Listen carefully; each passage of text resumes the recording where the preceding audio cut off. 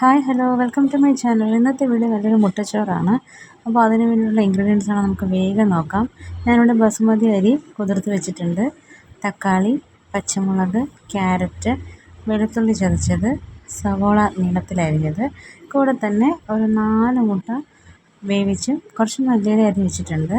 ഇനി ഒരു പാത്രം നമുക്ക് അടുപ്പത്തേക്ക് വയ്ക്കാം. അതിലേക്ക് 1 ടീസ്പൂൺ അളവിൽ നെയ്യ് ചേർത്ത് കൊടുക്കാം. കൂടെ തന്നെ അരിഞ്ഞ് വെച്ചിരിക്കുന്ന ക്യാരറ്റും പച്ചമുളകും ചേർത്ത് നന്നായിട്ടൊന്ന് ഇളക്കി കൊടുക്കാം. ഇതിലേക്ക് ഇനി അരി വേകാനായിട്ടുള്ള വെള്ളം ഞാൻ ചേർത്ത് കൊടുക്കുന്നുണ്ട്. ഇനി ഇതിലേക്ക് ഉപ്പ് ചേർത്ത് കൊടുക്കാം. ഉപ്പും ചേർത്ത് നന്നായിട്ടൊന്ന് ഇളക്കി കൊടുക്കാം. കൂടെ തന്നെ കുറച്ച് വിനീഗറൂടെ ചേർക്കുന്നുണ്ട്. ഇനി ഇതിലേക്ക് കുതിർത്ത് വെച്ചിരിക്കുന്ന അരി നമുക്ക് ചേർത്ത് കൊടുക്കാം. അരിയും ചേർത്ത് കഴിഞ്ഞാൽ നന്നായിട്ടൊന്ന് ഇളക്കി അടച്ച് വെച്ച് വേവിക്കാം. ഈ സമയം തന്നെ നമുക്ക് മുട്ടയ്ക്കുള്ള ഗ്രേവി തയ്യാറാക്കാം. ഒരു ചീനച്ചട്ടിയിൽ 2 ടീസ്പൂൺ അളവിൽ വെളിച്ചെണ്ണ ചേർക്കാം. അതിലേക്ക് കറുവപ്പട്ട, ഏലക്ക, ഗ്രാമ്പൂ ഇട്ട് കൊടുത്ത് നന്നായിട്ടൊന്ന് ഇളക്കാം. വെളുത്തുള്ളി ചതച്ചും ചേർത്ത് കൊടുത്ത് നന്നായിട്ടൊന്ന് ഇളക്കിയ ശേഷം അരിഞ്ഞ് വെച്ചിരിക്കുന്ന സവാള ചേർത്ത് ഒന്ന് ഇളക്കി കൊടുക്കാം. കൂടെ തന്നെ പച്ചമുളകും ഇട്ട് കൊടുക്കാം. ഇനി ഇതിലേക്ക് ആവശ്യമായിട്ടുള്ള ഉപ്പ് ചേർത്ത് കൊടുക്കാവുന്നതാണ്.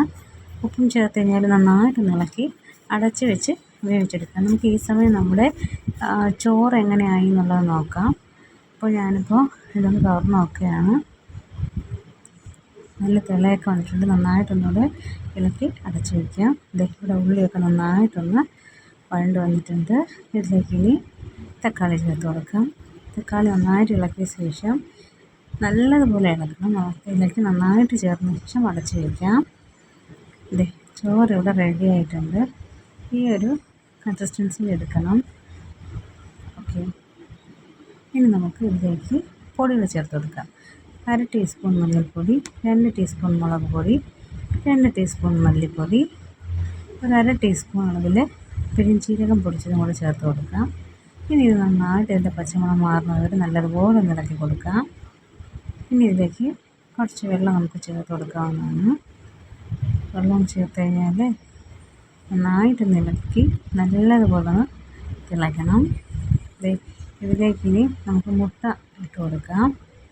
മുട്ട ഇട്ട ശേഷം നന്നായിട്ടൊന്ന് ഇളക്കി കൊടുക്കാം.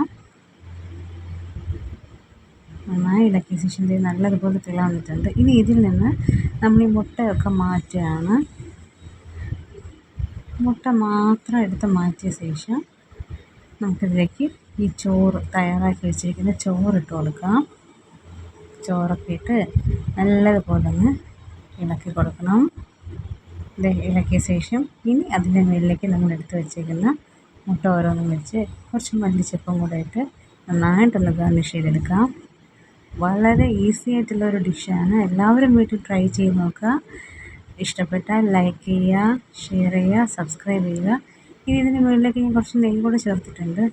സ്വാദിഷ്ടമായ മുട്ടച്ചോറ് റെഡി ആയിട്ടുണ്ട്. എല്ലാവരും ട്രൈ ചെയ്ത് നോക്കണം. പുതിയൊരു വീഡിയോ ആയിട്ട് വീണ്ടും കാണാം. Thank you.